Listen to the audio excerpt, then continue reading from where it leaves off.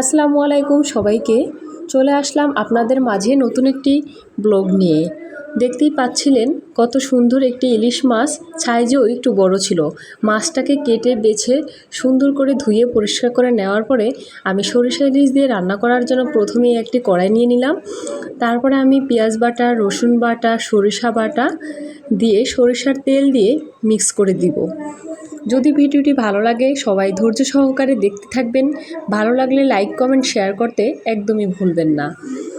তো আমি এখন সরিষার তেল দিয়ে দিলাম, সাথে এখন দিয়ে দিব আমি হলুদের গুঁড়ো পরিমাণ মতো, মরিচের গুঁড়ো পরিমাণ মতো, সাথে দিয়ে দিব স্বাদ মতো লবণ। আজকে আমি সরিষা ইলিশটাই রেসিপি আপনাদের সাথে শেয়ার করতে চলে যাচ্ছি। কথাবার্তায় ভুল হলে ক্ষমার দৃষ্টিতে সবাই দেখবেন। সব কিছু দেওয়ার পর সরিষার তেলের সাথে আমি সরিষা বাটা, পেঁয়াজ বাটা, রসুন বাটা অল্প পরিমাণে দিয়েছিলাম আর সব কিছু এখন মিক্স করে নিচ্ছি। সাথে একটু সয়াবিন তেল, জিরে গুঁড়ো অ্যাড করে দিলাম।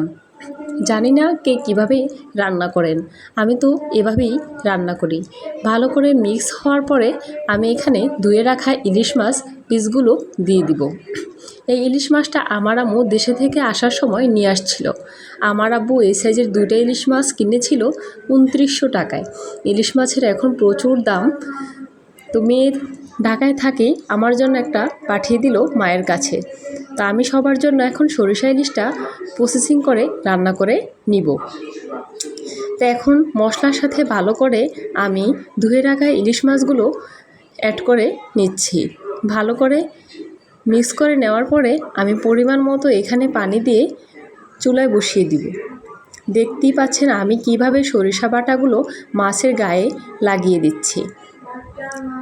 আপনারা কে কীভাবে সরিষা ইলিশ রান্না করেন আমাকে অবশ্যই সুন্দর কমেন্টস করে জানাবেন। আর আমার রান্নাটা কেমন হয়েছে অবশ্যই আমাকে কমেন্টস করতে ভুলবেন না। যারা আমার ভিডিও দেখতে পছন্দ করেন তারা অবশ্যই আমার ভিডিও দেখবেন, সাথে লাইক, কমেন্ট, শেয়ার করতে একদম ভুলবেন না।